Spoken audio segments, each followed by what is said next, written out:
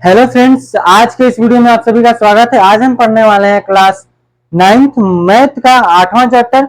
7वां chapter हम इसके पिछले वीडियो में कंप्लीट कर चुके हैं।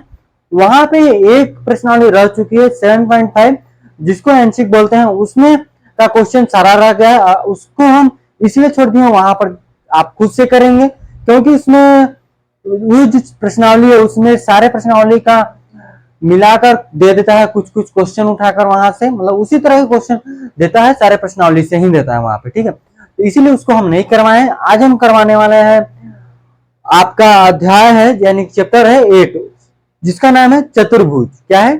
चतुर्भुज। चतुर्भुज में देखेंगे चतुर्भुज के प्रकार, चतुर्भुज उसमें प्रमेय देखेंगे, जितने प्रमेय आएंगे उसको देख लेंगे। ठीक है, इसके पिछले चैप्टर में या फिर किसी भी चैप्टर में आपको किसी भी क्वेश्चन में आपको प्रॉब्लम आई है तो आप कमेंट कर सकते हैं। यहाँ पे डिस्क्रिप्शन में व्हाट्सएप ग्रुप का लिंक है। देखिए, वहां पे आपको व्हाट्सएप ग्रुप का लिंक नहीं मिलता तो जाइए चैनल पे, वहां पे मोर पे क्लिक कीजिए, फिर उसके बाद आप को व्हाट्सएप ग्रुप का लिंक मिल जाएगा, तो वहां पर आप देख सकते हैं। ठीक है, तो यहां से देखिए हम अध्याय शुरू करते हैं। अध्याय 8 यानी कि चैप्टर 2।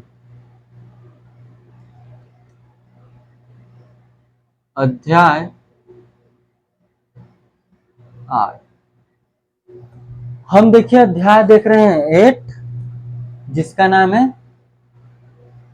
चतुर्भुज। चतुर्भुज देखेंगे। देखिए, चतुर्भुज का एक पहला टॉपिक है यहाँ पर कि एक चतुर्भुज का मतलब जिसकी चार भुजाएं हो, जिसकी चार भुजाएं हो, मतलब कि चार भुज, चार, देखिए यहां से देखिए चार भुजाएं हो और उनके कोने चार हो, और उन सभी का एंगल को मिलाकर कुल कितने डिग्री के एंगल बने? 360 डिग्री के एंगल बने वहां पे। ठीक है, तो यहां से देख लीजिए क्या होगा। एक इसका पहला टॉपिक का नाम है कि चतुर्भुज, चतुर्भुज का कोण योग गुण। चतुर्भुज का क्या है? देखिए, चतुर्भुज के कोण योग, कोण योग, योग गुण। देखिए, इसका मतलब क्या है? जैसे कि आप चतुर्भुज बनाते हैं, मान लीजिए कि ये आपका एक कोई सा एक चतुर्भुज है। ठीक है, जिसका नाम ए, बी और सी और डी है। ठीक है, ये आपका क्या है? चतुर्भुज है। हम ले लिए चतुर्भुज, तो इसकी जो भुजाएं हो, जो कोण बनता है, जो कोण का जो युग, मान लीजिए पहला टॉपिक है इसका, तो अगर हम दो कोण लेते हैं, जैसे कि इसको और इसको लेते हैं, ठीक है, तो क्या किस तरह से बनेगा? मान लीजिए कि इसमें एक हमने इस तरह से एसी, एसी क्या कर दिया? यहां से विकर्ण हिस्स दिया। ठीक है, एसी हमने विकर्ण हिस्स दिया। देखिए, इस कोने से इस कोने पर जो भी रेखाएं मिलेगी उसको क्या बोलते हैं? विकर्ण। क्या बोलते हैं? विकर्ण बोलते हैं। ठीक है, ये हो गया विकर्ण। तो अगर हम त्रिभुज देखते हैं, देखिए त्रिभुज, जैसे देखिए त्रिभुज ए सी डी में, तो जो कोण यहां से ए डी सी प्लस कोण ए सी डी प्लस कोण डी ए सी होगा। ठीक है, वो किसके बराबर होगा? Equal to 180 degree. किसके? 180 डिग्री यानी 180 डिग्री के बराबर होगा। आगे देखिए, और सेम वही बात जब इसी प्रकार से करेंगे, इसी प्रकार त्रिभुज ए बी सी में, तो एंगल देखेंगे कि B A C plus angle B C A, और यहां से angle B equal to A भी 180 डिग्री हो जाएगा। ये भी क्या हो जाएगा? 180 डिग्री। तो देख लीजिए, जो समीकरण ले लीजिए 1 और समीकरण यहां से 2 ले लेंगे। 1 और 2 ले लिए समीकरण यहां से, तो जो हम समीकरण यहां से 1 और 2 ले लेंगे, तो जब देखिए इसको हम जोड़ेंगे, लिखेंगे समीकरण 1 प्लस 2, तो सभी समीकरण को हम जब जोड़ते हैं तो 180 आएगा।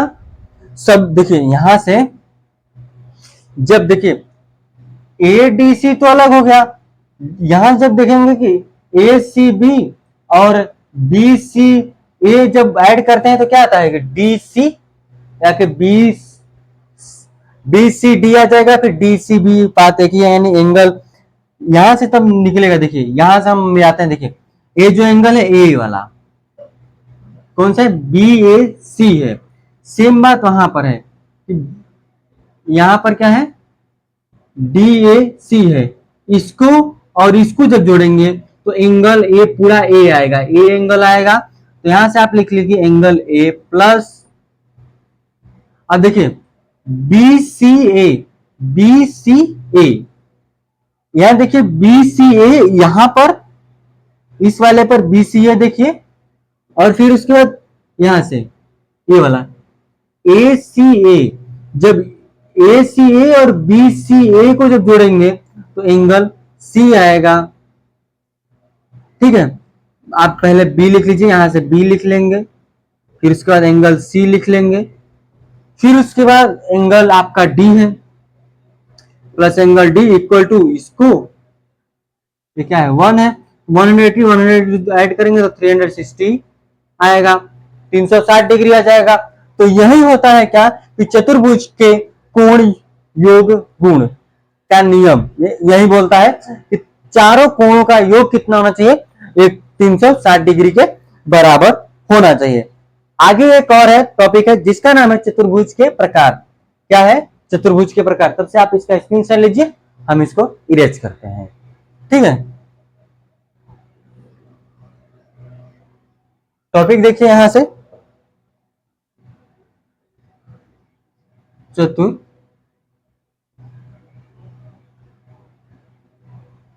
के, ठीक है, चतुर्भुज के प्रकार में हम लगभग 6 या 7 प्रकार देखने वाले हैं, जिसमें से किस किस तरह से बनते हैं चतुर्भुज उस पर हम गौर कर लेंगे। ठीक है, तो इसको हम इरेज कर लेंगे, जो आप इसको उतार चुके होंगे तो बस टॉपिक चेंज है और नीचे हम इसको छोड़ दिए। ठीक है, तो आप उतार चुके होंगे। देखिए ये मान लीजिए कि दूसरा टॉपिक है इसका। ठीक है, तो एक है यहां से दिया है क्या, इस तरह का चतुर्भुज,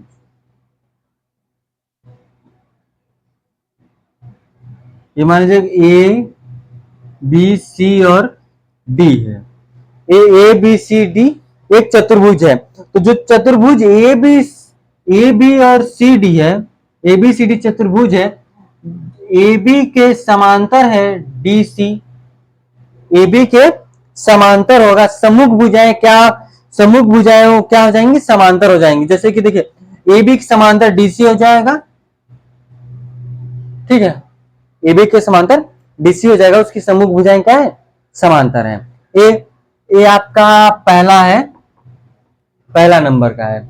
सेम उसी तरह से यहां से है, और उसके बाद वाला बना लेते हैं। ठीक है, देखिए ए बी इसके समांतर है सी डी के, दूसरा नंबर का है एक जो इस तरह से बनाया है,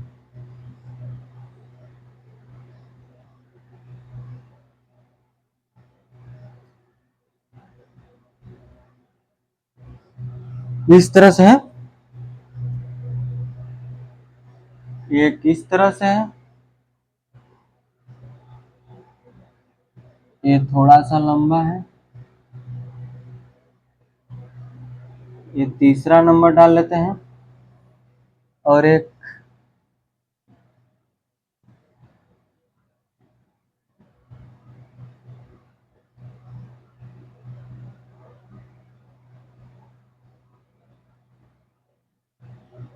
ये थोड़ा सा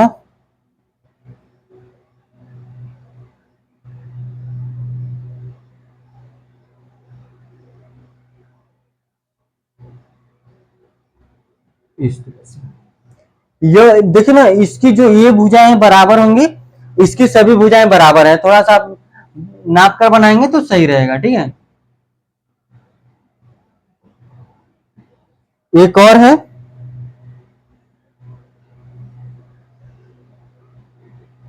जिसको हम वर्ग भी बोलते हैं, और एक और है,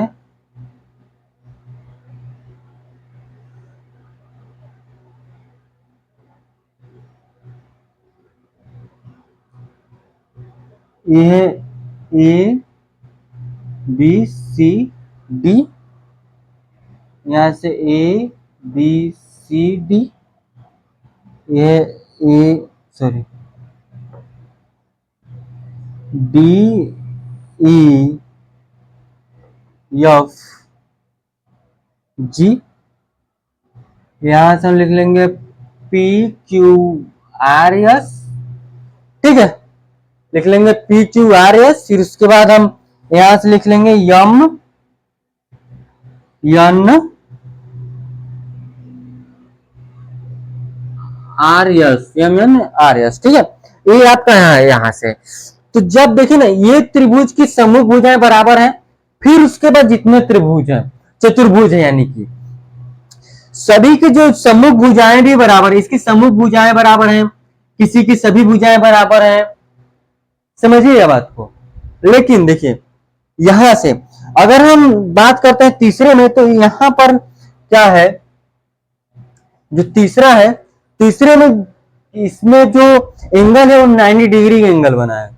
इसमें क्या है, 90 डिग्री एंगल है, यह वाला इसके बराबर है, ये जो है इसके बराबर है। सेम बात वही की गई यहां पर, लेकिन यहां 90 डिग्री का एंगल नहीं बना है, ठीक है। यहां देखिए, यहां ये इस तरह से इसकी सम्मुख भुजाएं बराबर हैं, ठीक है, लेकिन इसकी सभी भुजाएं क्या है, बराबर हैं, इसकी सभी भुजाएं बराबर हैं। यहां भी इसकी सभी भुजाएं बराबर हैं, ये 90 डिग्री एंगल बना है, लेकिन इसकी सम्मुख भुजाएं बराबर है, क्या है इसके, ये कौन सा है, ये छठवां नंबर है, ठीक है, ये कौन सा है, छठवां है। छठवां में इसकी सम्मुख भुजाएं बराबर नहीं है, ठीक है, युग्म में इसकी सम्मुख भुजाएं नहीं, इसके सामने ये बनेगा, तो इसकी सम्मुख भुजाएं बराबर नहीं है, ठीक है, इसकी सम्मुख भुजाएं बराबर नहीं है। इसमें देखिए ए बी के बराबर बी सी है, ठीक है, ए बी के बराबर बी सी है। तो ये इस तरह के लगभग आपके 6 प्रकार के चतुर्भुज आएंगे, इनके नाम देख लेंगे हम क्वेश्चन लगाते समय क्या है, ठीक है, हम वहां पे हम बताएंगे। अभी देखिए आगे एक और क्या टॉपिक है वहां पे, कि समांतर चतुर्भुज के गुण देखेंगे, समांतर चतुर्भुज के गुण, उसमें एक प्रमेय है, तो प्रमेय देख लेते हैं, आप इसका स्क्रीनशॉट लीजिए, फिर हम आगे बढ़ते हैं, ठीक है।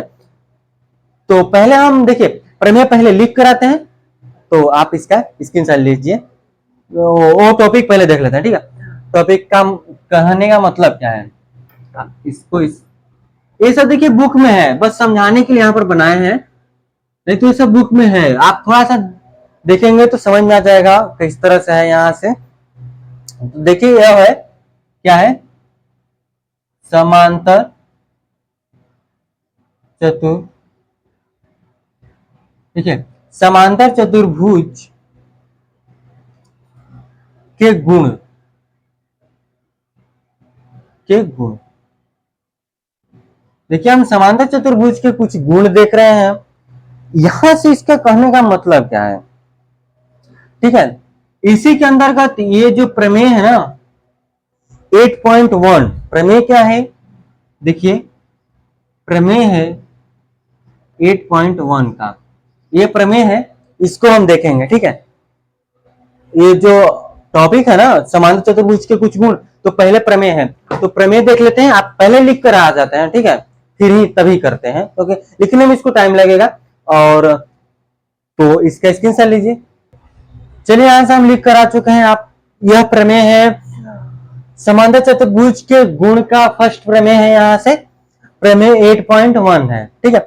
एक क्या बोला है, क्या करने के लिए उसको हम देख लेते हैं यहां से, कि किसी समांतर चतुर्भुज का एक विकर्ण उसे 2 सर्वांगसम त्रिभुजों में विभाजित करता है। तो अगर हम एक चतुर्भुज बनाते हैं यहां से इस तरह का,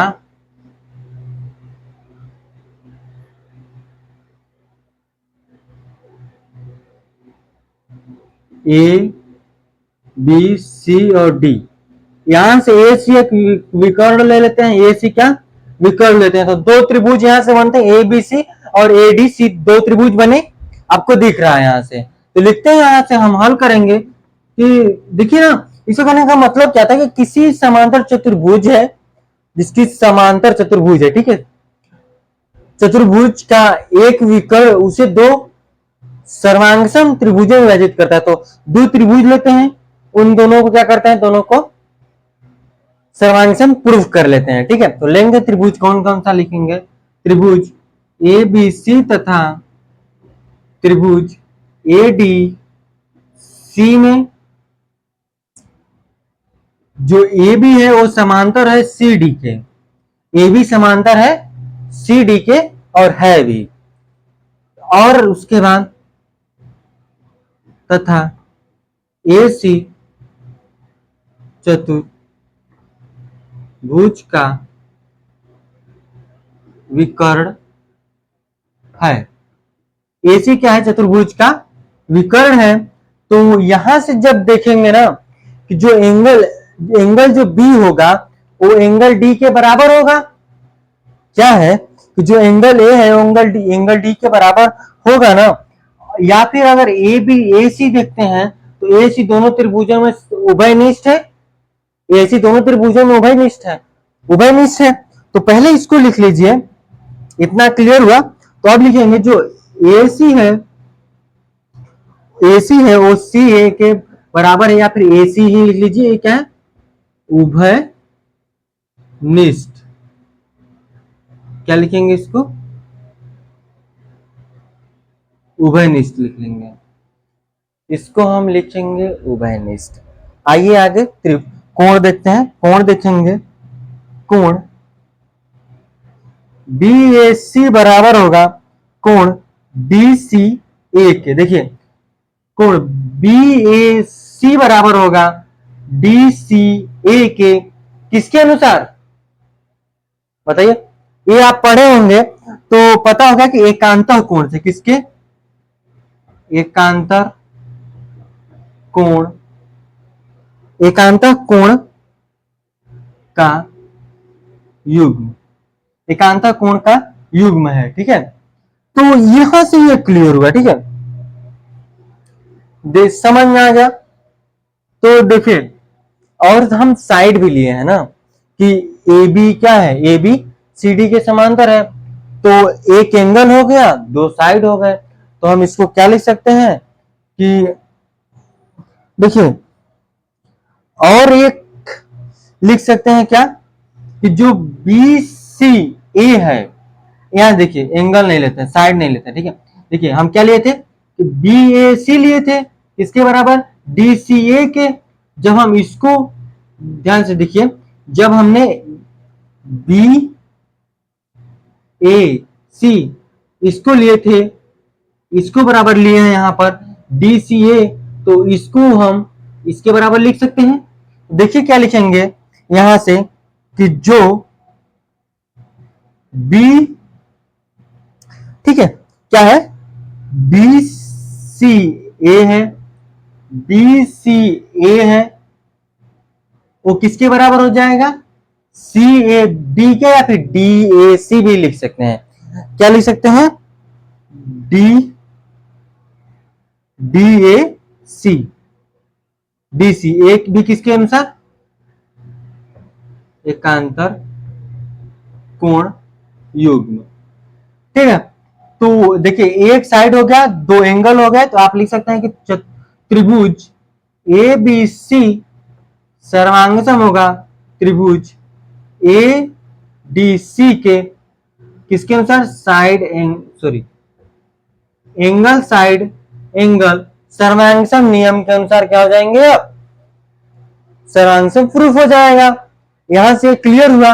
देखिए जब यहां से इतना क्लियर हुआ तो जो ये आपका चतुर्भुज है, जब दोनों सर्वांगसम है, तो जब देखिए जब दोनों सर्वांगसम है ना, तो आप चतुर्भुज को क्या लिख सकते हैं, जो और ऐसी तो विकर्ण था ही उसमें, जब ये दोनों सर्वांगसम हो गए तो आप यहां से क्या लिख सकते हैं कि जो आपका ए बी है,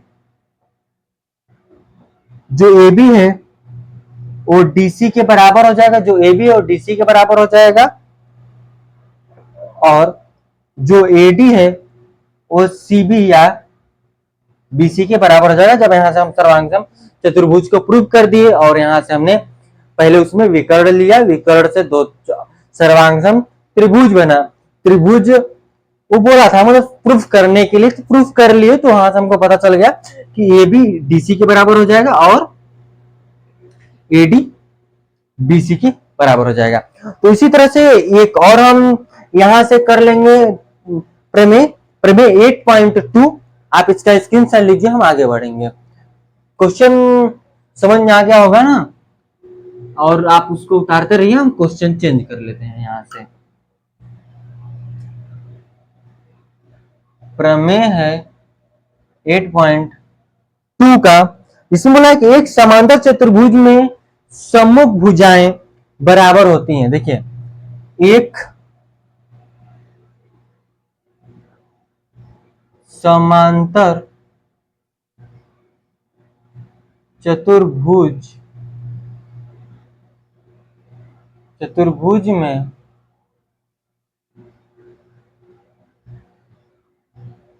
सम्मुख भुजाएं क्या होती हैं? बराबर होती हैं, बराबर होती हैं।